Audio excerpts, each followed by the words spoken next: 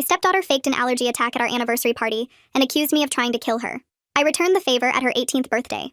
My husband Paul and I had been planning our 10th anniversary party for 6 months. We'd saved for 2 years to throw the perfect celebration at this beautiful garden venue. We invited 150 guests, hired a live band, and had a 5-course dinner planned with wine pairings. Paul's daughter Rachel from his first marriage had been living with us for 3 years since she turned 16. At first she seemed excited about the party. She helped pick the color scheme and even asked if she could give a speech. I thought we were finally bonding after years of her calling me the replacement wife. 2 weeks before the party, Rachel suddenly developed a severe shellfish allergy. She'd never had one before in the 3 years I'd known her. She'd eaten my seafood pasta dozens of times, but suddenly she needed an EpiPen and couldn't be near any seafood or she'd die. Paul believed her immediately because a mother doesn't question when her child says they're in danger. Wait, I wasn't her mother. She reminded me of that daily. But Paul thought I should act like one when it was convenient. The venue called about the menu change. We'd lose our deposit if we changed the entire menu this close to the event. The chef had already ordered ingredients for the lobster bisque and seared scallops. I suggested we just make sure Rachel had safe options. Paul said that wasn't good enough. If there was any shellfish in the building, Rachel could die from particles in the air. The entire menu had to change. We lost $3,000 in deposits and had to pay extra for rush changes. The week before the party, Rachel posted photos eating at a sushi restaurant with friends. When I pointed out they served shrimp there, she said she'd only eaten vegetarian rolls, and the restaurant had promised to keep shellfish away from her table. She said I was trying to police her medical condition. Paul told me to stop making Rachel feel bad about her disability. The day of our anniversary party, everything was perfect. The garden looked beautiful, our friends and family were there, and the shellfish-free menu actually turned out amazing.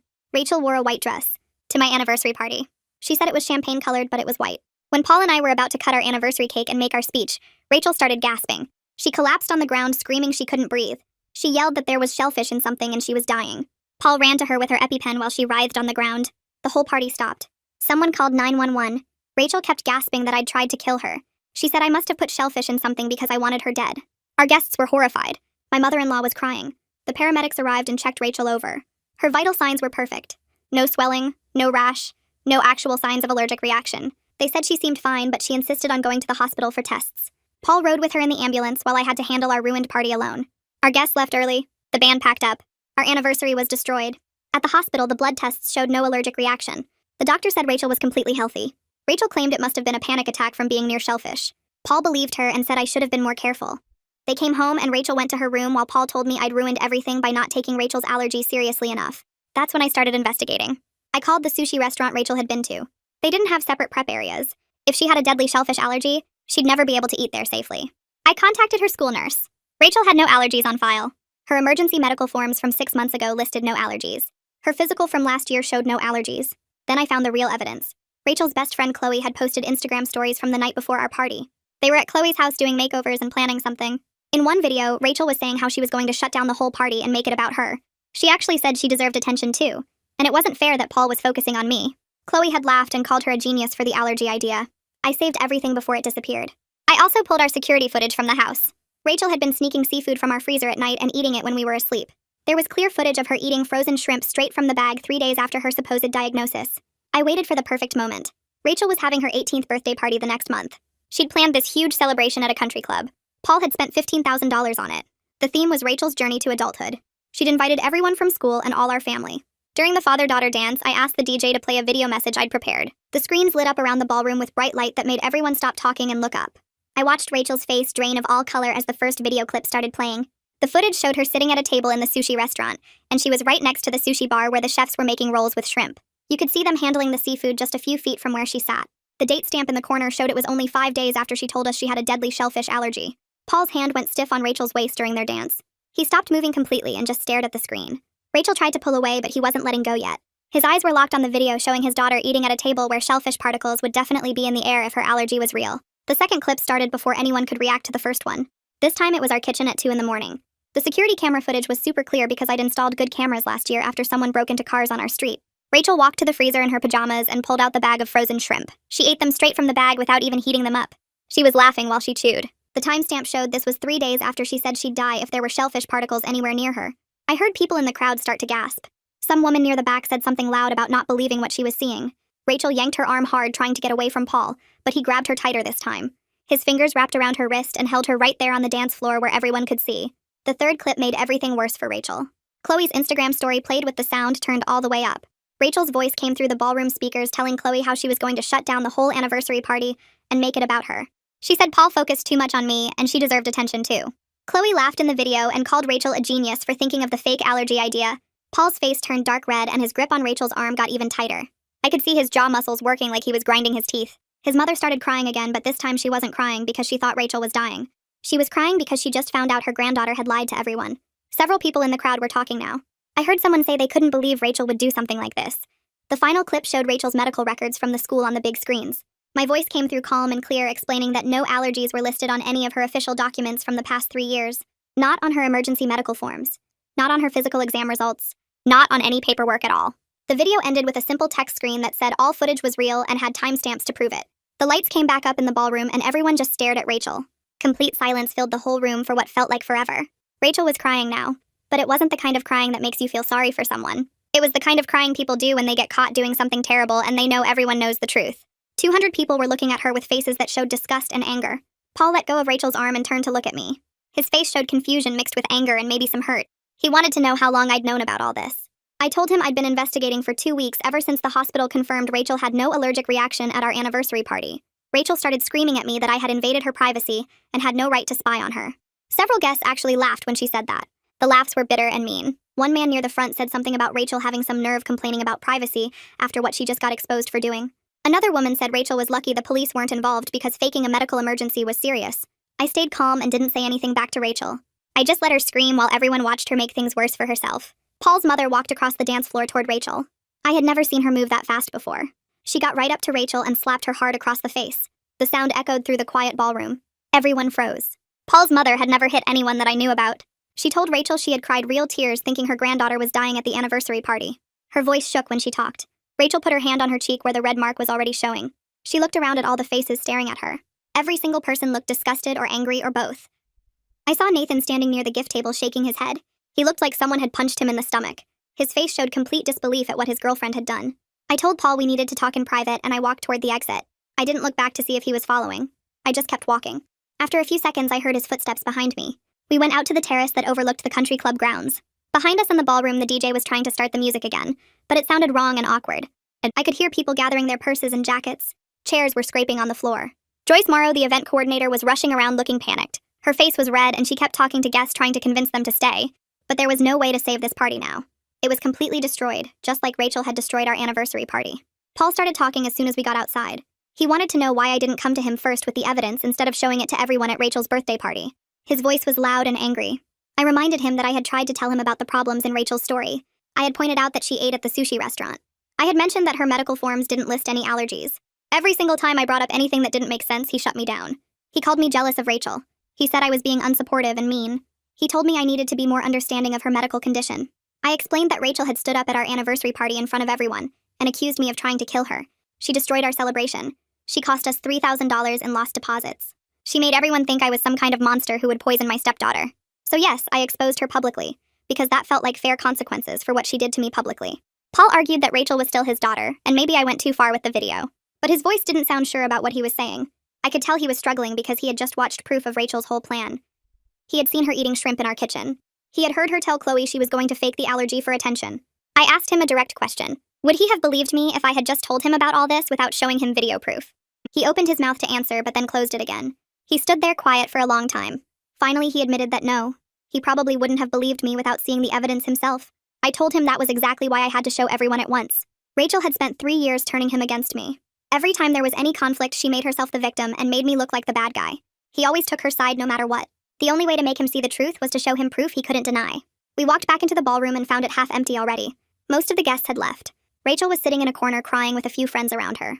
But even those friends looked uncomfortable, like they weren't sure they should be supporting her anymore. Nathan was packing up his jacket and phone. He walked over to Rachel and I got close enough to hear what he said. He told her he couldn't believe she would fake something so serious. His aunt had actually died from a shellfish allergy last year, and it wasn't something to lie about for attention. Rachel reached out to grab his arm, but he pulled away from her. He walked right past me toward the exit without looking back. I felt a small bit of satisfaction watching Rachel face real consequences. For the first time in 3 years, she couldn't manipulate her way out of what she had done. Everyone knew the truth now, and there was no taking it back. Paul walked back inside and found Joyce near the bar area talking to another staff member. He went straight over to her and asked if they could end the party now.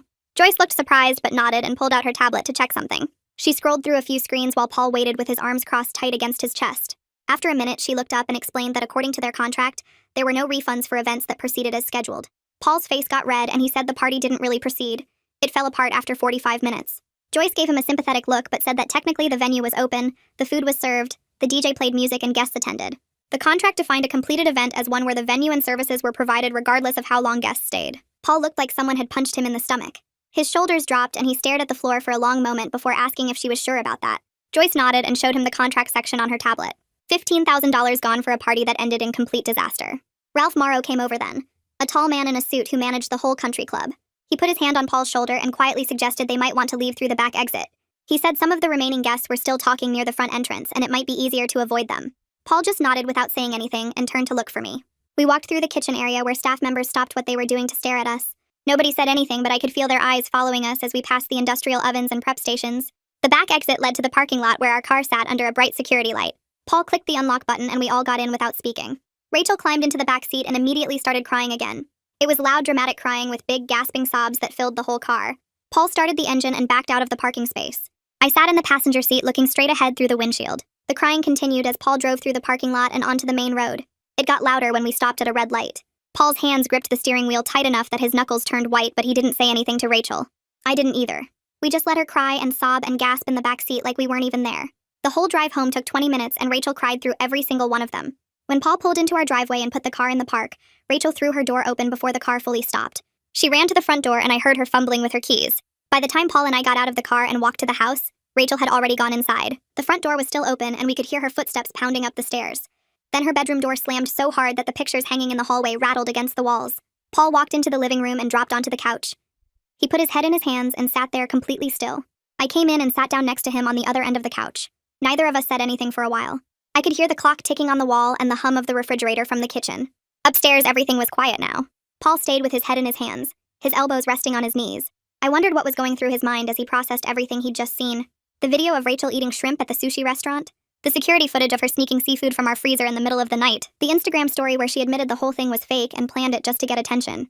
His daughter had lied to him for weeks. She'd manipulated him into taking her side against me over and over. She'd cost us thousands of dollars. She'd destroyed our anniversary party and accused me of trying to kill her in front of everyone we knew. And then tonight she'd done it all again at her own birthday party, until I exposed her with proof she couldn't deny. After about 20 minutes, Paul lifted his head and looked at me. He asked if he could see all the evidence again.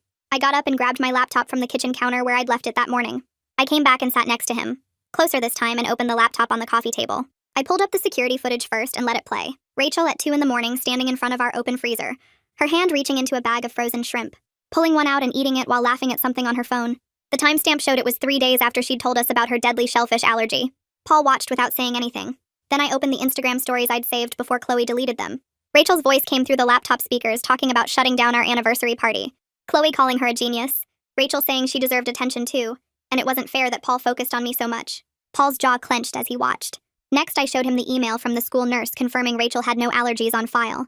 Then the response from the sushi restaurant manager explaining they didn't have separate prep areas, and someone with a true shellfish allergy couldn't safely eat there. Paul asked me to play the security footage again. I did. He watched Rachel eat that shrimp a second time. Then he asked to see the Instagram stories again. I played those too. He sat back against the couch cushions and closed his eyes. I watched him cycle through different emotions. First, his face got red with anger. His hands curled into fists against his legs. Then his expression changed to something sadder. His eyebrows pulled together and his mouth turned down at the corners. He looked like he might cry. Then he just looked tired, completely exhausted, like he'd been carrying something heavy for too long. When he finally opened his eyes and looked at me, he said I was right. He said he'd been blind to Rachel's behavior and he should have listened to me. He admitted that Rachel had been manipulating him, and he'd let it happen because he felt guilty about the divorce. He said he'd made me feel like I didn't matter in my own home and he was sorry for that. I felt something release in my chest hearing him say those words. For 3 years I'd been trying to get him to see what Rachel was doing, and he'd always shut me down. But now he finally understood. Paul stood up and headed for the stairs. I heard his footsteps going up and then the sound of Rachel's door opening. Voices started right away, both of them raised, but I couldn't make out the actual words. It went on and on. Sometimes Paul's voice got louder and sometimes Rachel's did. I stayed on the couch listening to the muffled argument happening above me. After about an hour, I heard Paul's footsteps coming back down the stairs. He came into the living room looking completely drained. He sat back down on the couch and told me Rachel was claiming I'd forced her into faking the allergy by being mean to her. She said I'd made her feel unwelcome in her own home, and she'd only done it to get her dad's attention because I'd stolen him away from her. I felt my blood pressure spike hearing that. My face got hot and I could feel my pulse in my temples, but I forced myself to stay calm. I reminded Paul that the Instagram video showed Rachel planning the fake allergy before our anniversary party. She'd talked about it with Chloe as a way to get attention, not because of any conflict with me. She'd planned to ruin our celebration just because she was jealous. Paul nodded slowly. He said he'd told Rachel the same thing, but she kept insisting I'd driven her to it. I asked him if he believed her. He looked at me and said no, he didn't. I woke up to my phone buzzing over and over on the nightstand. The screen showed it was 8 in the morning, and I had 17 missed calls and 23 text messages. I picked it up and started scrolling through them. My friend Lois had called twice and left a voicemail. Paul's Aunt Mildred had texted. My cousin had texted. People from work had texted. Everyone was talking about what happened at Rachel's party. I called Lois back first, and she answered on the first ring. She said the whole community was talking about Rachel's fake allergy, and most people were on my side. She'd been at the party and watched the whole video play on those big screens. She said afterward she'd talked to at least 15 people who all agreed Rachel had gone too far, and I'd been right to expose her. Some people thought the public method was harsh, but they understood why I'd done it.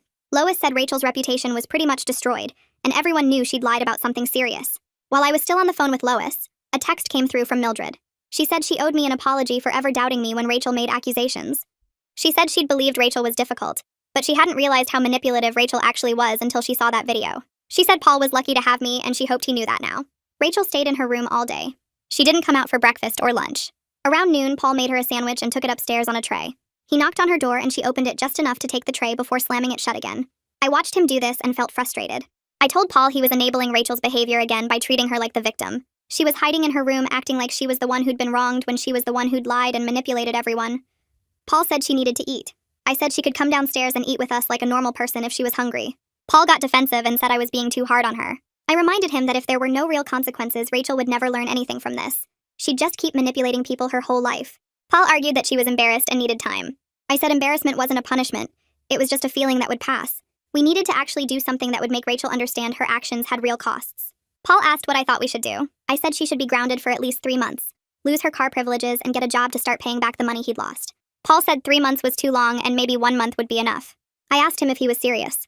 1 month for lying about a deadly allergy, ruining our anniversary, costing us thousands of dollars, and publicly accusing me of trying to kill her. Paul looked uncomfortable but said Rachel was still his daughter. I told him that was exactly the problem. He kept using that as an excuse to let her off easy. The next day, Paul made Rachel another meal on a tray.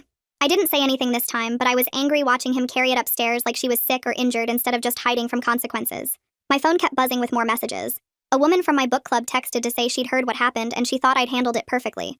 A guy Paul worked with texted him to say Rachel needed therapy. Paul's brother called to say he couldn't believe Rachel had done something so crazy. The social fallout was spreading fast, and Rachel's name was attached to this story now.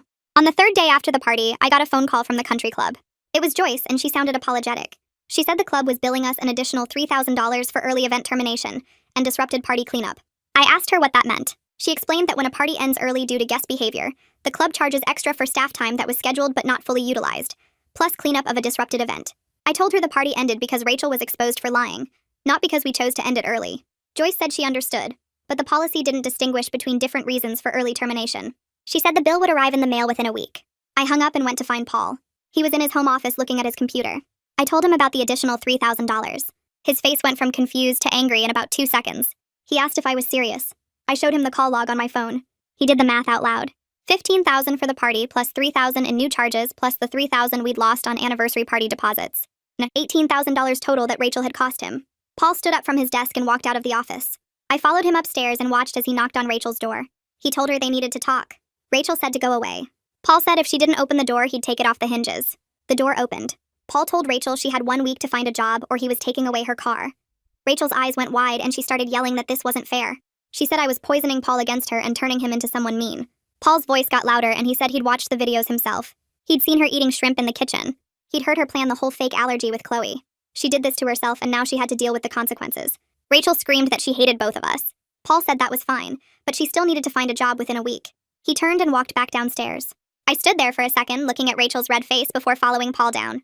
I felt a small sense of victory hearing him finally hold her accountable instead of making excuses for her. I went back to work after taking 2 days off. My coworkers who knew about the situation were supportive. Linda from accounting brought me coffee and said she'd heard what happened through her sister who'd been at the party. She said I'd done the right thing exposing Rachel. My boss called me into her office and closed the door. She said she'd heard about the birthday party disaster through the community grapevine since her kids went to the same school as some of Rachel's friends. She told me she thought I'd handled it perfectly, and Rachel needed to learn that lying had consequences. She said standing up for myself in my own marriage was important, and she was proud of me for not backing down. Hearing that from people outside the family helped me feel less guilty about the public exposure method. I'd been second-guessing myself wondering if I'd gone too far, but everyone who knew the full story seemed to think Rachel had deserved it. Rachel's school friends started avoiding her. I heard about it from Paul, who heard about it from Rachel during one of her crying sessions in her room. Apparently, word had spread fast through school about the fake allergy and the video that exposed her. Girls who used to sit with her at lunch were sitting at other tables. People were talking about her in the hallways. Chloe's parents had grounded her for being part of the scheme after they saw the Instagram video. Rachel complained to Paul that she had no friends now and it was all my fault for showing that video. Paul told her that actions have consequences. He said she'd destroyed her own reputation by lying about something as serious as a medical emergency. He said people died from real shellfish allergies, and she treated it like a joke just to get attention. Rachel cried harder, but Paul didn't back down this time. He told her she needed to think about the kind of person she wanted to be and start making better choices. Then he left her room and came downstairs where I was making dinner. He looked tired, but also more sure of himself than I'd seen him in years. A week went by and Rachel didn't look for a single job. She stayed in her room most of the time, only coming out for meals and bathroom breaks. Paul kept asking her if she'd applied anywhere, and she kept saying she would do it tomorrow. On the 7th day, Paul walked into the living room where I was reading and asked me to come upstairs with him. We stood outside Rachel's door and he knocked 3 times before opening it. Rachel was lying on her bed scrolling through her phone. Paul told her to hand over her car keys because the week was up, and she hadn't even tried to find work. Rachel sat up fast and her face turned red. She started yelling that this wasn't fair and she needed more time. Paul held out his hand and told her the keys. Now. Rachel threw her phone at the wall and it cracked against the corner before falling to the floor. She screamed that she hated both of us and we were ruining her life. Paul's hand didn't move from where he held it out. Rachel grabbed things off her desk and threw them too. A hairbrush that hit the door frame, a notebook that scattered papers everywhere, a water bottle that bounced off her dresser. I stayed in the doorway watching her completely lose control. When she ran out of things within reach, she turned to Paul and called him the worst father in the world. I spoke up then, keeping my voice level and calm. I told Rachel this was what happened when you manipulated people and refused to take responsibility for your actions. She whipped around to face me and called me a vindictive witch who wanted to destroy her relationship with her father. Paul surprised me by telling Rachel to apologize to me right now. Rachel's mouth fell open and she stared at him like he'd slapped her. She said she would never apologize to me for anything.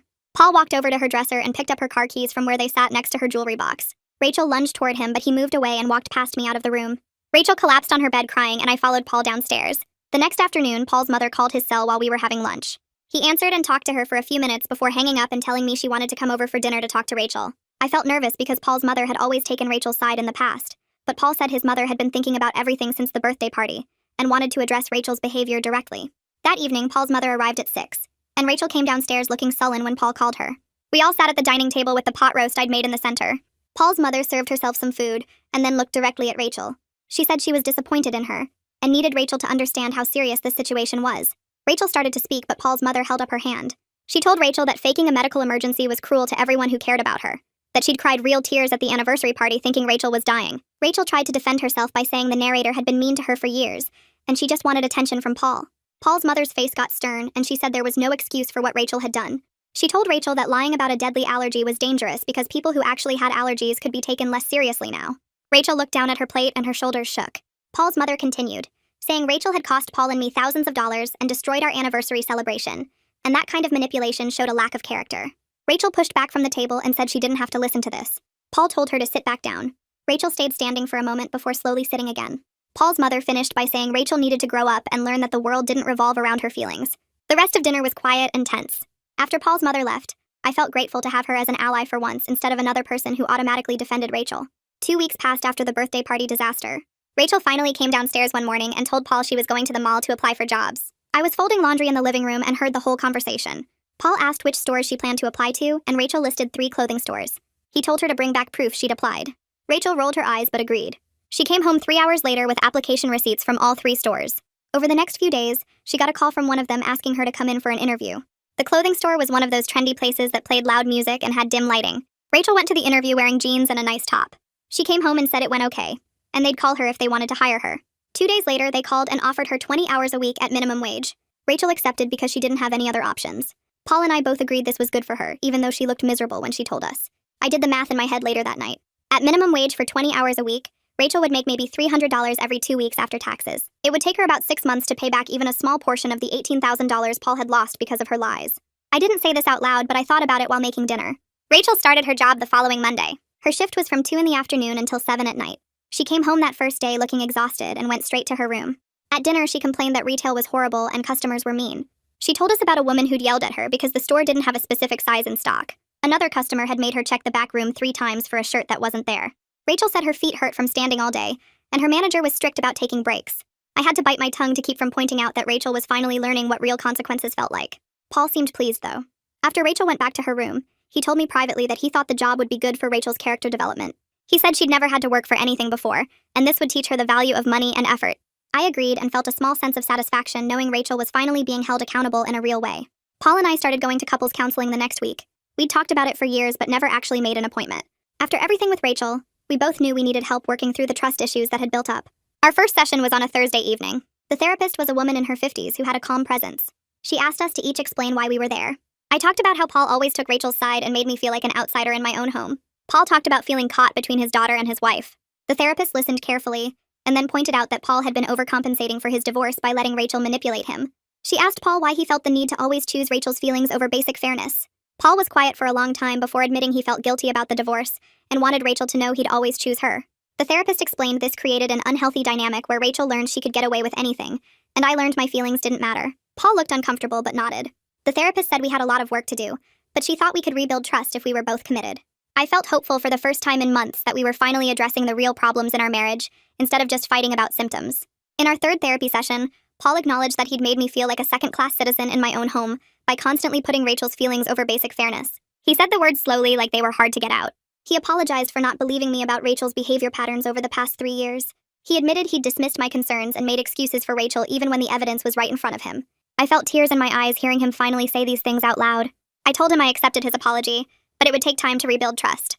The therapist agreed that was reasonable and healthy. She said trust was built through consistent actions over time, not just words. Paul said he understood and he was committed to doing better. The therapist gave us homework to practice listening to each other without getting defensive, and to notice when we were falling into old patterns. Driving home from that session, Paul reached over and held my hand. We didn't talk much, but the silence felt comfortable instead of tense. Rachel kept working at the mall and her paycheck started coming in. She seemed tired most days, but she kept showing up for her shifts. One evening, about 3 weeks after she started, she came into the kitchen where I was making dinner. She stood in the doorway for a minute before speaking.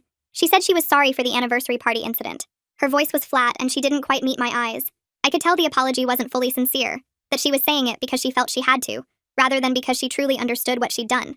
But I accepted it anyway because I knew real change took time. I thanked her for apologizing and told her I appreciated it. She nodded and left the kitchen. It wasn't much, but it was a starting point. I stirred the pasta sauce and thought about how Rachel was slowly starting to understand that her actions cost real money that took real work to earn back. Paul sat Rachel down a few days later and told her about new household rules. She had to contribute to chores now and couldn't just hide in her room when things didn't go her way. He made a chore chart and put it on the refrigerator. Rachel's responsibilities included doing her own laundry, cleaning the upstairs bathroom, and helping with dishes after dinner. Rachel pushed back immediately, saying this wasn't fair and she was already working 20 hours a week. Paul stayed firm. He told her that living in a house meant contributing to that house and she was 18 now, so it was time to act like an adult. Rachel argued for another 10 minutes, but Paul didn't budge. I stood nearby feeling proud of him for maintaining boundaries instead of caving like he used to. Over the next week, Rachel tested the rules by not doing her chores on time. Paul responded by taking away her laptop until she caught up. Rachel did the chores. The house dynamic slowly started to feel more balanced, with Rachel being held to actual standards, instead of being allowed to do whatever she wanted. 3 months had passed since the birthday party disaster when Rachel's phone rang one Saturday morning. She was in the living room and I heard her answer. Her voice got quiet and she went upstairs to her room. Later that day, she asked Paul if she could borrow his car to meet someone for coffee. Paul asked who, and Rachel said it was Nathan. Paul looked at me and I shrugged. He told Rachel she could take the car but to be home by dinner. Rachel left wearing jeans and a sweater, looking nervous. She came back 3 hours later and went straight to her room without saying anything. At dinner, she was unusually quiet. I asked how the coffee went and she said it was fine. Paul pressed a little and Rachel finally said Nathan told her he needed time to rebuild trust, but he was willing to try being friends again if she proved she'd changed. She actually seemed thoughtful rather than defensive when she said this. After dinner, I was washing dishes and thinking about how losing Nathan might have been the wake-up call Rachel needed. She'd lost her boyfriend, her friends from the school, and her social reputation. Those were consequences that actually mattered to her in a way that grounding or lectures never had. Paul and I went on our first real date night in months the following weekend. We went to a nice Italian restaurant downtown and talked about things other than Rachel for the first time in forever. Paul told me about a project at work, and I told him about a book I was reading. Over dessert, Paul reached across the table and took my hand. He said he was grateful for my patience while he learned to see both sides of situations, instead of automatically defending Rachel. He said our marriage felt stronger now than it had in years. I agreed and squeezed his hand. We'd been going to therapy every week and it was helping. Paul made an effort now to ask about my day and show appreciation for things I did around the house. He planned date nights and surprised me with small gestures like bringing home my favorite coffee. The marriage was finally starting to feel like a true partnership, where we were on the same team instead of me always coming second to Rachel's drama. Driving home that night, Paul put his hand on my knee and I felt hopeful about our future together. A few weeks later, Rachel came home from her shift at the clothing store and asked if she could talk to Paul and me together. We sat down in the living room and she pulled an envelope from her purse. She handed it to Paul and told him she'd been saving every paycheck. Inside was $500 in cash. Paul looked at the money and then at Rachel with surprise on his face. She said she knew it wasn't much compared to the $18,000 he'd lost because of her lies, but she wanted to start paying him back. Her voice shook a little when she said it showed how serious she was about taking responsibility. Paul's eyes got watery, and he told her he was proud of her for taking this step. I agreed that it meant a lot to see her understanding what her actions cost. Rachel nodded and said, "Working retail taught her how hard it is to earn money and how quickly it disappears." She promised to keep saving and paying him back even if it took years. Paul hugged her and told her the money mattered less than seeing her grow up and face consequences. I felt something shift in my chest watching them. Like maybe Rachel was actually changing instead of just pretending to change until things blew over. The next Saturday, I ran into Joyce Morrow in the produce section at the grocery store. She saw me, and her face went red before she walked over and apologized for the country club charging us those extra $3,000. She explained it was corporate policy for events that ended early due to guest behavior, and she'd tried to fight it, but management wouldn't budge. I told her not to worry about it because the situation wasn't her fault at all. Joyce looked relieved and then lowered her voice to tell me that Rachel's birthday party disaster had become total legend at the country club. Apparently, the staff talked about it for weeks, and some members asked if they could see the video footage from the ballroom cameras. I didn't know whether to feel embarrassed or satisfied hearing that our family drama was entertainment for country club gossip. Joyce said most people thought I handled it perfectly, and that Rachel needed to learn her lesson. She squeezed my arm and said she hoped our family was doing better now before pushing her cart toward the bakery section.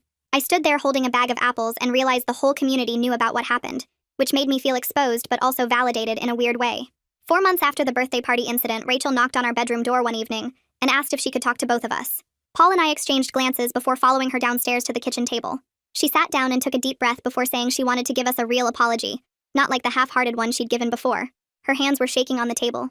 She admitted she'd been jealous of my relationship with Paul and wanted attention because she felt like he focused more on me than on her. She said faking the allergy seemed like a good way to make the anniversary party about her instead of about us. Her voice cracked when she talked about how the job and losing her friends taught her that manipulation destroys relationships instead of building them. She looked directly at me and said she was sorry for making me feel unwelcome in my own home for 3 years. She was sorry for calling me the replacement wife and for ruining our anniversary. She wanted to do better and prove she could be trusted again. Paul reached across the table and took her hand while I sat there processing whether this apology was genuine or another manipulation. But something about the way Rachel's face looked raw and honest made me think maybe she actually meant it this time. I told her I appreciated the apology and that I was cautiously hopeful she was finally maturing. Rachel nodded and wiped her eyes before going back upstairs. Paul looked at me and said he thought she really meant it, and I wanted to believe him. The following week, Paul told me the therapist suggested he and Rachel start doing father-daughter activities that didn't involve me. The idea was to help them rebuild their relationship in a healthy way, without me being caught in the middle of their issues. Paul took Rachel to breakfast every Sunday morning, and they went hiking together on Saturday afternoons. Rachel seemed genuinely happier having dedicated time with her dad, where she didn't have to compete for his attention. The snide comments about me being a replacement wife stopped completely. She'd come home from their outings and actually tell me about what they did without any underlying hostility in her voice. I appreciated having some space and not being involved in every interaction between them. It felt good to see Rachel's behavior actually improving, instead of just getting worse in new ways. Paul said their therapist thought the separate time was helping Rachel feel secure in her relationship with him, which reduced her need to push me away. I agreed it seemed to be working and told Paul I was glad they were rebuilding their bond. Lois took me out for dinner at an Italian restaurant downtown to celebrate my birthday. We ordered wine and pasta, and she told me everyone who knew our family thought I handled the Rachel situation perfectly. I admitted I sometimes felt guilty about the public humiliation method because it was so harsh and embarrassing for Rachel. Lois put down her fork and reminded me that Rachel publicly humiliated me first at our anniversary party in front of 150 guests. She said Rachel accused me of trying to kill her and destroyed our celebration after costing us thousands of dollars. Lois pointed out that I'd tried talking to Paul privately about Rachel's behavior for years, and he never listened. The video was the only way to make everyone see the truth at once. I sat there twirling pasta on my fork and realized I'd been holding on to unnecessary guilt about something that needed to happen.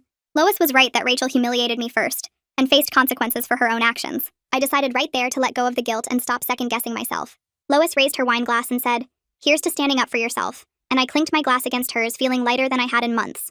5 months after the birthday party disaster, Rachel came home from work practically bouncing with excitement. She found Paul and me in the living room watching TV and announced she'd been promoted to shift supervisor at the clothing store. The promotion came with a small raise and meant she'd be training new employees and managing the floor during her shifts. Her face was bright and happy in a way I hadn't seen in years. Paul congratulated her and asked questions about her new responsibilities while Rachel explained everything in detail. I told her I was genuinely proud of her for earning the promotion through hard work. Rachel turned to me and smiled without any trace of hostility or sarcasm behind it. It was the first real smile she'd given me in 3 years that felt completely genuine. She thanked us both for pushing her to get the job even though she'd hated the idea at first. She said it taught her she was actually good at working with people and solving problems. Paul suggested we go out for dinner to celebrate, and Rachel agreed enthusiastically. During dinner at the Mexican restaurant, Rachel talked about her plans to take on more responsibility at work, and maybe apply for assistant manager eventually. I watched her animated face across the table, and felt hopeful that the worst of our family conflict might actually be behind us. Paul surprised me a few weeks later by announcing he'd booked us a weekend at a bed and breakfast 2 hours away for our anniversary do-over. He said he wanted to give us the celebration we deserved after Rachel ruined the original one. He told Rachel she'd be in charge of the house while we were gone, which was a big show of trust considering everything that had happened. Rachel promised to keep everything clean and be responsible. Paul and I packed our bags and drove to the bed and breakfast on Friday afternoon. The place was beautiful with a garden and a big porch overlooking hills. We had a fancy dinner at a restaurant nearby and spent Saturday walking around the small town holding hands. It felt like we were dating again instead of just surviving family drama. We came back Sunday evening and walked into a spotless house. Rachel had vacuumed, done dishes, and even left us a welcome home note on the kitchen counter saying she hoped we had a good time. Paul picked up the note and showed it to me with a proud smile. I felt something warm spread through my chest seeing the note because it felt like real progress in our relationship with Rachel. She was proving she could be trusted and showing respect for our marriage. Paul hugged me in the kitchen and said he thought we'd turned a real corner as a family. During our anniversary weekend, Paul and I sat on the porch of the bed and breakfast drinking coffee and watching the sunrise. He took my hand and told me he was grateful I stood up for myself at Rachel's birthday party, even though it was painful to watch. He said forcing him to see Rachel's manipulation was the wake-up call he needed. He admitted he'd been blind to her behavior for years because he felt guilty about his divorce, and wanted Rachel to know he'd always choose her. The therapist helped him understand that constantly choosing Rachel over basic fairness damaged both his relationship with me and his ability to parent Rachel effectively. Paul said our marriage was stronger now than it had been in years, because we were finally a united team, instead of me always coming second. I squeezed his hand and told him I agreed that we'd turned a corner. Rachel was no longer a constant source of conflict between us because Paul was setting boundaries and holding her accountable. We sat there in comfortable silence watching birds fly over the hills, and I felt peaceful about our future together for the first time in 3 years. A Tuesday afternoon when Paul was at work, I came home to find Rachel sitting at the kitchen table with her laptop open. She was looking at college websites and making notes in a spiral notebook. I asked what she was researching, and she said she'd been thinking about her future and college plans. She admitted the retail job taught her she was actually good at organizing people and solving problems. She thought maybe she should study business management because she enjoyed the leadership aspects of being shift supervisor. I pulled out a chair and sat down next to her to look at the colleges on her screen. She showed me 3 different schools she was considering, and asked what I thought about their business programs. I offered to help her research the schools and compare their programs, since I'd gone through the college application process myself. Rachel accepted my offer without any sarcasm or hostility in her voice. We spent an hour looking at websites together and talking about application deadlines and requirements. She asked me questions about my college experience and actually seemed interested in my answers. When Paul came home, he found us still at the kitchen table with papers spread everywhere. He looked surprised and pleased to see us working together. Rachel told him about her business management idea, and he said he thought it was perfect for her skills. I felt something shift between Rachel and me during that conversation, like we were finally starting to build a real relationship instead of just tolerating each other. 6 months after the birthday party incident, Rachel had saved up $2,000 toward the money Paul lost. She kept a careful record of every payment in a notebook, and showed us her progress regularly. Her behavior at home had stayed consistently better without sliding back into old patterns. She did her chores without being asked and stopped creating drama over small things. Her relationship with Nathan was slowly rebuilding too. They'd been hanging out as friends and recently started dating again. Nathan told Paul he could see Rachel had really changed and was willing to give their relationship another try. Paul and I were sitting in bed one night when he turned to me and said he never thought he'd see Rachel take this much responsibility for her actions. He said watching her work hard and pay back money and rebuild relationships showed real maturity. He gave me credit for the tough love approach that forced real change instead of letting Rachel manipulate her way out of consequences. I told him it was a team effort, and that his willingness to finally set boundaries made all the difference. We both agreed that the past 6 months had been hard, but ultimately brought our family to a much healthier place. Rachel was becoming someone we could actually trust and respect, instead of someone we had to constantly manage and worry about. I brought up having a family dinner the next week to celebrate how far we'd all come. Paul thought it was a great idea, and Rachel agreed without any attitude. We ordered pizza and sat around the kitchen table like a normal family instead of 3 people avoiding each other. Rachel set down her slice and looked at both of us with actual tears in her eyes. She said she wanted to thank me for not giving up on our family even when things were terrible. Her voice cracked when she talked about how she knew she'd made everything difficult for years. I wasn't expecting that level of honesty and emotion from her. Paul reached over and squeezed Rachel's hand while I felt my own throat get tight. She talked about how the consequences had been hard but necessary, and she understood now that real love meant holding people accountable. I realized sitting there that Rachel had actually changed in a real way, not just pretending to be better until she could go back to her old behavior. The dinner felt different from every other meal we'd shared in 3 years, because we were finally being genuine with each other instead of playing roles. Paul's mother came to visit 2 weeks later and commented the second she walked in that something felt different in the house. She said the energy was lighter, and Rachel seemed like a completely different person. Rachel made coffee for all of us and chatted with her grandmother without any of the usual tension or drama. After Rachel went upstairs to get ready for work, Paul's mother pulled me aside in the kitchen. She told me that exposing Rachel's lie at the birthday party was the right thing to do, even though it seemed harsh at the time. She said Rachel needed to learn that manipulation doesn't work, and real relationships require honesty. Her support meant everything to me because she'd been crying at the anniversary party thinking her granddaughter was dying. She admitted she'd been angry at first about the public exposure, but watching Rachel grow and take responsibility changed her mind. I felt validated hearing her say that sometimes tough love is the only way to force real change in someone who refuses to see their own behavior. Rachel approached Paul and me during dinner one night and asked if she could bring Nathan over the following weekend. She wanted to show him how much she'd changed and prove she was worth giving another chance. We agreed and spent the next few days making sure the house was clean and planning a nice meal. Nathan arrived looking nervous but willing to see what Rachel wanted to show him. The dinner went surprisingly well, with Rachel being respectful and engaged in actual conversation instead of creating drama. She asked Nathan about his college plans and listened when he talked about his classes. Nathan seemed cautiously hopeful about their relationship and told us he could see Rachel was making real efforts to be different. After he left, Rachel came to find us in the living room and thanked us for giving her another chance to prove herself. She said having Nathan back in her life mattered to her, but only if it was based on her being someone he could actually trust. Our actual anniversary date came around, and Paul surprised me by making dinner at home instead of going out. He cooked my favorite meal and set the table with candles and flowers. When we sat down to eat, he pulled out a small box and handed it to me. Inside was a necklace with an inscription on the back thanking me for my strength during the hardest year of our marriage. I started crying before I even put it on. Rachel walked in carrying a cake she'd made herself with beautiful decorations and careful lettering. She'd spent hours on it after work, and it showed real effort and thought. Paul and I looked at each other across the table, and I felt this wave of emotion realizing our blended family was finally actually blending. Rachel sat with us while we ate cake and talked about her plans for the future. The anniversary celebration was small and private, but it felt more meaningful than any big party could have been. Rachel got her acceptance letter to the local university 3 weeks later, and came running into the house screaming with excitement. She'd been accepted with a partial scholarship based on her improved work ethic and the leadership skills she'd shown at her retail job. Her manager had written her a recommendation letter that apparently made a real difference. She told us she wanted to study business management and make us proud. Paul started crying and told Rachel he was already proud of how far she'd come in the past 7 months. I agreed and meant it completely because watching her transformation had been amazing. Rachel hugged both of us and said she couldn't have done it without the wake-up call she got at her birthday party. She admitted that being publicly exposed for her lies was humiliating, but it forced her to look at herself honestly for the first time. I ran into Chloe's mother at the grocery store a few days later, and she stopped me in the produce section. She said she'd heard about everything that happened and wanted me to know that Chloe had faced consequences too. Her parents made her volunteer at a hospital for 3 months to understand the seriousness of faking medical emergencies. Chloe had to work in the emergency room and see real people with real allergies and real life-threatening situations. She said Chloe and Rachel had reconnected recently, but their friendship was different now. They were honest with each other instead of enabling bad behavior and planning schemes. I felt glad hearing that both girls had learned from the situation and were building healthier relationships.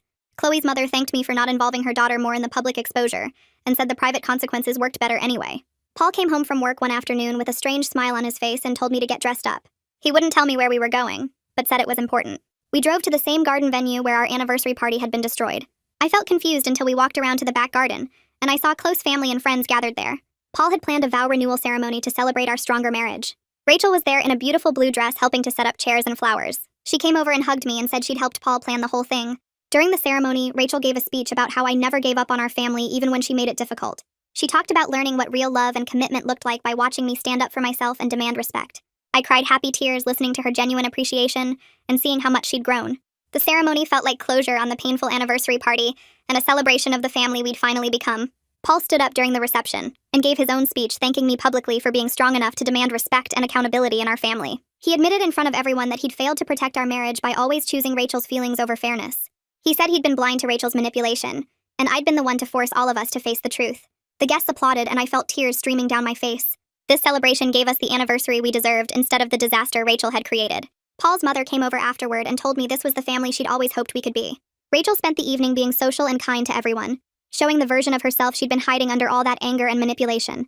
Rachel continued working at the mall while preparing for college and came home one night with her savings notebook. She'd now saved $3,500 toward repaying Paul for the money he'd lost because of her lies. She showed us the careful record she'd kept of every payment and every shift she'd worked. She told us she'd learned that trust is hard to build and easy to destroy, but she was committed to being someone people could trust. I believed her because her actions had matched her words consistently for months now. Paul told her she didn't have to keep paying him back, but Rachel insisted. She said she needed to make it right, and taking responsibility for her choices was part of becoming an adult. Watching her count out the money and add it to her payment record showed me she understood consequences in a way she never had before. Rachel asked me to go shopping with her for college dorm supplies the following weekend. We spent the whole day going from the store to the store, picking out bedding and desk accessories and storage bins. She asked for my advice on colors and organization, and actually listened to my suggestions. We laughed together while trying to fit everything in the cart and debating whether she needed the expensive lamp or the cheaper one. I realized while we were standing in the checkout line that this was the relationship I'd always hoped we could have. Rachel thanked me in the parking lot for not holding grudges and giving her space to grow into a better person. She said she knew she'd been awful for years and appreciated that I hadn't written her off completely. I told her I was proud of who she was becoming and excited to see what she'd do in college. The drive home felt comfortable and easy instead of tense and hostile like every interaction we'd had for the past 3 years. Paul came home from his therapy session 2 weeks later and sat down next to me on the couch with a different look on his face. He told me the therapist helped him see that he'd been trying to be Rachel's friend instead of her parent for years, and that approach hurt everyone, including Rachel herself. He said he'd been so scared of losing her after the divorce that he let her get away with terrible behavior just to keep her happy. He thanked me for forcing him to set boundaries because Rachel was actually thriving now that she had structure and real accountability. I told him I agreed that sometimes the hardest form of love is letting people face real consequences instead of protecting them from their own choices. He reached over and squeezed my hand, and I felt like we were finally on the same team after years of him choosing sides. Rachel's manager called her into the office on her last day at the retail job before college started. She came home 3 hours later with red eyes, but she was smiling when she walked through the door. She told us her manager had written her a glowing recommendation letter for future internships, and that saying goodbye to her coworkers had been harder than she expected. She said she genuinely loved the work and the people there, which surprised me because she'd complained about the job constantly in the beginning. Rachel sat down at the kitchen table where Paul and I were having coffee and told us the job taught her more about life than anything else ever had. She said learning to show up on time, work hard even when she didn't feel like it, and treat customers with respect, even when they were rude, gave her skills she'd use forever. She looked at both of us and said she was grateful we made her get the job instead of just letting her slide by without consequences. Paul got emotional hearing her say that, and I felt proud of the growth she'd shown over the past few months. Rachel knocked on our bedroom door the week before she left for college carrying her savings notebook and a thick envelope. She came in and sat on the edge of our bed, then handed Paul the envelope with $400 inside. She showed us her careful records proving this final payment brought her total to $4,000 repaid toward the money he'd lost because of her lies. Paul told her she'd paid enough, and he was incredibly proud of her commitment to making things right. Rachel shook her head and said she wasn't done yet. She explained she'd already applied for work-study jobs at college, and planned to keep paying him back until she'd covered every penny of the $18,000 her manipulation had cost. She said she needed to understand the full weight of what her lie had done to our family and to our finances. I watched her sitting there with her notebook showing months of careful tracking, and saw someone who finally understood that actions have real costs. Paul hugged her and told her he loved her, and I could see tears in both their eyes. Rachel's last night at home before college felt different from any other night we'd spent together as a family. We ordered pizza and spread out on the couch to watch movies, just enjoying being together without any tension or drama. Rachel sat between Paul and me with her legs tucked under her, laughing at the funny parts and making comments about the characters. Halfway through the second movie, she fell asleep with her head on Paul's shoulder and her feet touching my leg. Paul and I looked at each other over her head, and I saw satisfaction in his eyes that matched what I was feeling. I thought about that disastrous anniversary party 6 months ago, when Rachel had faked an allergy attack and accused me of trying to kill her. I remembered standing alone at the ruined party while Paul rode in the ambulance with her. I thought about planning my revenge at her birthday party, and how terrified I'd been that exposing her would destroy our family forever. Now here we were watching movies together like a normal family, and Rachel had grown into someone I actually respected. The journey had been painful, but we'd all come out better on the other side. Move-in day at Rachel's college was hot and busy with families everywhere carrying boxes and furniture into the dorms. Paul got emotional multiple times while we helped Rachel set up her room, and I could see him struggling with the reality that his daughter was growing up and leaving home. Rachel organized her desk and made her bed while we hung posters and arranged her closet. When everything was done and it was time for us to leave, Rachel hugged Paul for a long time, and he whispered something to her that made her laugh. Then she turned to me and pulled me into a hug that felt genuine instead of forced. She whispered in my ear that she was sorry for all the years of being awful to me and calling me the replacement wife. I told her I was proud of who she'd become and that I knew she was going to do great things at college. We both had tears running down our faces when we pulled apart. Rachel smiled at us and said she'd call in a few days once she settled in. Paul and I walked back to the car holding hands, and he told me he was grateful I'd never given up on our family, even when Rachel made it nearly impossible. The house felt strange and quiet with Rachel at college. Paul and I spent the first week just enjoying having the space to ourselves without having to navigate Rachel's moods or drama. We signed up for cooking classes together on Tuesday nights, and started planning weekend trips to places we'd always wanted to visit. I realized one morning while making coffee that I finally felt like a full partner in the marriage, instead of an outsider in Paul's relationship with his daughter. We could make decisions together without worrying about how Rachel would react, or what manipulation she might pull. Paul noticed the change too and told me he felt like we were newlyweds again, getting to focus on each other instead of constantly managing family conflict. We went out to dinner and talked about our future plans, about maybe taking a big trip next year or renovating the kitchen. It felt good to dream together without Rachel's needs always taking priority. Rachel called home every few days and the conversations felt easy and natural instead of forced. She told us about her classes and her new roommate and the friends she was making in her dorm. She always asked how both Paul and I were doing, which was new because before college she'd only ever cared about Paul's life. She joined the business club during her second week and got excited telling us about the guest speakers and networking events they had planned. Her marketing professor apparently loved her ideas and asked her to present her project to the whole class. I listened to her talk about thriving in her classes and felt genuinely happy for her instead of resentful. Paul would put the phone on speaker so we could both hear her updates, and after we hung up he'd smile at me and say he couldn't believe this was the same girl who'd faked an allergy attack 6 months ago. I told him people can change when they face real consequences and learn from their mistakes. 2 months into Rachel's first semester, she called and asked if she could bring someone home for the weekend. Nathan showed up with her on Friday night carrying flowers for me, which was a sweet gesture I hadn't expected. They sat us down in the living room and announced they were officially back together. Nathan told Paul and me that Rachel had proven she'd changed and he trusted her again. He said watching her take responsibility for her actions and work hard to make things right showed him she was serious about being a better person. The 4 of us had dinner together that night and the conversation flowed easily. Rachel and Nathan told us about their classes and their plans for the future. I watched them interact and saw how much healthier their relationship seemed now compared to before. After they went to bed, Paul and I cleaned up the kitchen together, and he said he couldn't believe how normal and healthy our family dynamic felt. I agreed and told him this was what I'd always hoped we could have. Paul and I hosted Thanksgiving with Rachel home from college for the week. She arrived Wednesday night and immediately asked what she could do to help with preparations. Thursday morning she got up early and helped me cook without being asked, chopping vegetables and stirring pots while we talked about her classes. She set the table with the nice dishes and folded the napkins into fancy shapes she'd learned from a video. During dinner, Rachel stood up with her glass and proposed a toast. She thanked Paul and me for loving her enough to hold her accountable when she messed up. She said the past 6 months had been hard, but they'd taught her more about being a good person than anything else in her life. She told us she was grateful we didn't give up on her even when she made it difficult. I felt tears in my eyes listening to her speak, and realizing our family had truly healed from the damage her manipulation had caused. Paul reached over and squeezed my hand under the table. Rachel came home for winter break carrying a folder with her first semester grades. She spread the papers out on the kitchen table, showing us all A's and B's across her classes. Paul and I looked at each other in amazement because Rachel had barely scraped by in high school. She told us that learning to work hard at her retail job taught her discipline she was now using in the school. She said showing up for every shift even when she was tired and dealing with difficult customers taught her that effort matters more than natural talent. She was on track to make the dean's list next semester if she kept up her grades. Paul pulled her into a hug and told her how proud he was of her. I joined the hug and told her she'd proven she could accomplish anything she set her mind to. After Rachel went upstairs to unpack, Paul and I sat at the table looking at her grades. He said the painful confrontation at the birthday party had ultimately saved our family by forcing everyone to face hard truths. I agreed and told him I was grateful we'd pushed through the difficult months, instead of letting Rachel's behavior destroy our marriage. New Year's Eve arrived with Paul and me hosting a quiet celebration at home instead of going out like we used to. We sat on the couch with champagne and talked about everything that happened since the birthday party disaster 7 months ago. Paul admitted he was furious with me at first for exposing Rachel so publicly in front of everyone. He said watching that video play while he stood on the dance floor made him feel stupid for believing all her lies. But now he understood it was the only way to break through his denial about Rachel's behavior. He told me he'd been making excuses for her manipulation for years because he felt guilty about the divorce. I squeezed his hand and said I was grateful we pushed through all the hard times instead of letting Rachel's schemes destroy our marriage. Paul kissed me and said our relationship was stronger now than it had been in years because we finally worked as a real team. We clinked our glasses together and made a toast to honest communication and setting healthy boundaries with the people we love. Rachel came home for winter break in late December carrying her duffel bag and a folder full of papers from the school. She dropped her bag in the hallway and came straight to the kitchen where Paul and I were making dinner. She had this excited look on her face that reminded me of when she was younger and less angry at the world. She announced that her business club advisor offered her a summer internship at a marketing firm downtown. The firm worked with the university's business program and only took 2 students each summer. Rachel said she earned the spot by leading a successful fundraising campaign for the club that brought in $5,000. She asked me if I had time to help her pick out professional clothes and practice interview skills since the internship required a formal interview process. I felt something warm in my chest hearing her value my advice after years of rejecting everything I said. Paul beamed with pride and told Rachel he knew she'd do great at the internship. I told her I'd love to help and we could go shopping that weekend. Rachel thanked me and actually hugged me without any stiffness or hesitation.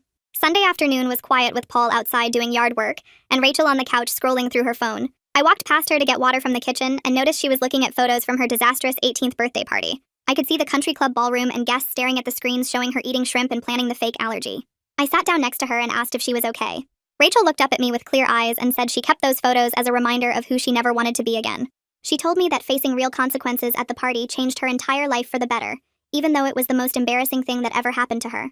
She said losing friends and having to work at the mall taught her that manipulating people only destroys relationships. She said she used to think she was clever for getting what she wanted through lies, but now she understood it just made her lonely and miserable.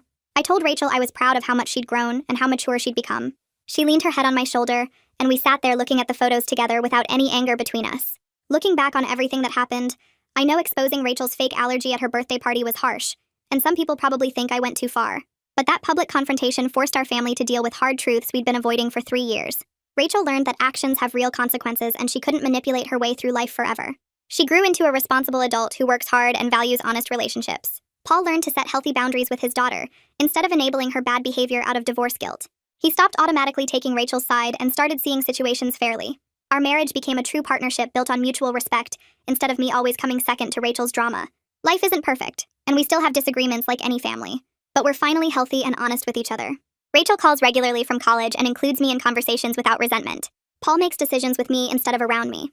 I'm grateful I stood up for myself that night at the country club because it saved our family even though it felt cruel at the time. Sometimes love means letting people face the consequences of their choices so they can become better versions of themselves.